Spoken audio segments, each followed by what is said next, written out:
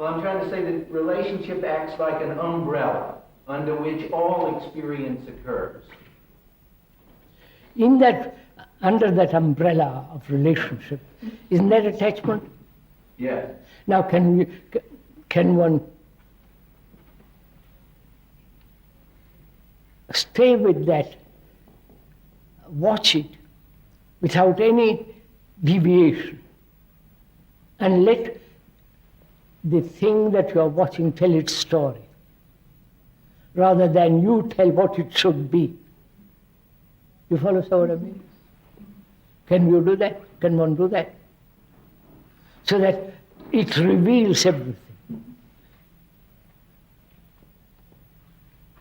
Like a flower, when you watch it very, very closely, there it is, you see everything in its detail. The delicacy of the vein and, the beauty of the whole thing. In the same way, perhaps, if we could watch this burden of attachment, I won't even call it a burden, attachment, it may contain an extraordinary beauty in it and go from that move, but apparently we can't do it. Why not? So could we go into just what's happened in that observation? Because at least... Slowly, would you kindly tell me? So, the definition of thought in all this is hard to understand. If you observe something, you let the thing, as you say, speak to you, unfold and reveal itself. But in that process, it would seem, at least to me, that there is a moving of thought, taking it in, seeing it, examining it, seeing the different parts, the different action of it. Now, is that what you're talking about as thought, the destructive element of thought? Because to watch the action, one has to feel it, one has to see its workings. No, Maria, I'm talking of something else. But just a minute. You see, what do you mean by us? I want to go into, may we go into all this or is not? Yeah.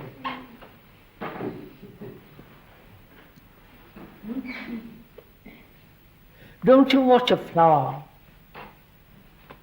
in the bud, then as it blossoms fully, and then a few days later it dies, collapses, vanishes. In the same way, perhaps, if we could watch this sense of attachment, let it flower, without you telling it what it, thought telling it what it should do.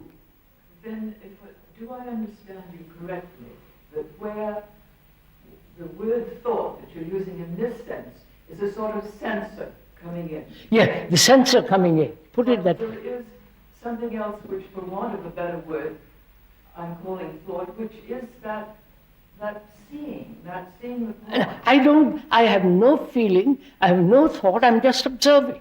But what are you observing? Something that isn't an outside thing like a flower. You look at it and it's there. You're looking at something within yourself. Therefore, there is a movement of that attachment, or whatever it is, going on in the mind in order for you to look at it. Now, is that thought or not? No. Yes, but you see that Krishnamurti, that I think Gary is raising an important point. If you're actively involved in attachment, who's going to do the watching? I'm attached. I'm quite clearly attached. Every part of my life is organized by the attachment. Now, how am I going to watch that? I can watch the attachment, but there's always going to be a piece that's going to get away as long as I am in that situation of attachment. All right, sir, let's go into it slowly. You answer him, please. Well, let me ask Dr. Schenberg, can't you see that very thing happening?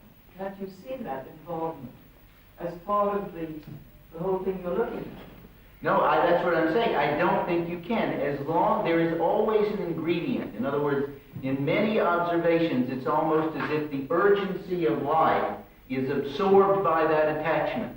And it's only if you stop the attachment, that's a different thing. Then that's removed. But as long as the attachment is there, I don't think you ever see it because you're attached. Are you saying, sir,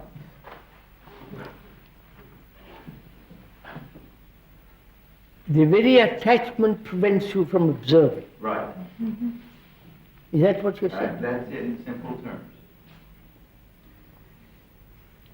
Is that so?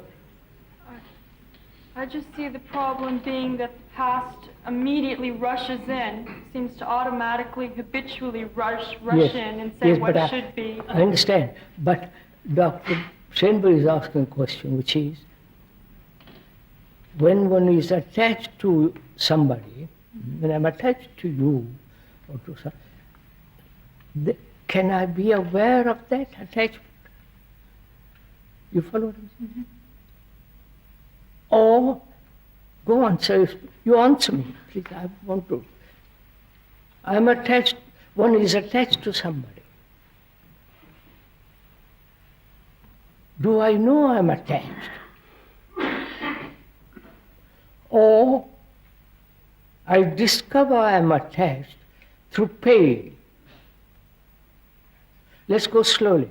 Through pain, through jealousy, through anxiety. Then I realize I'm attached. Right, sir?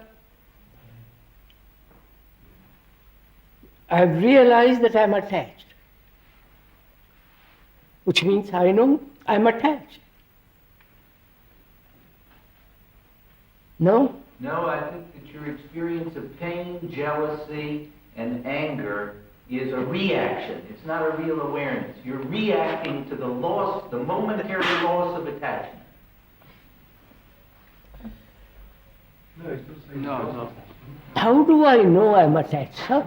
Let's begin with that. How do I know I'm attached? I'm very friendly, etc., and I live like that.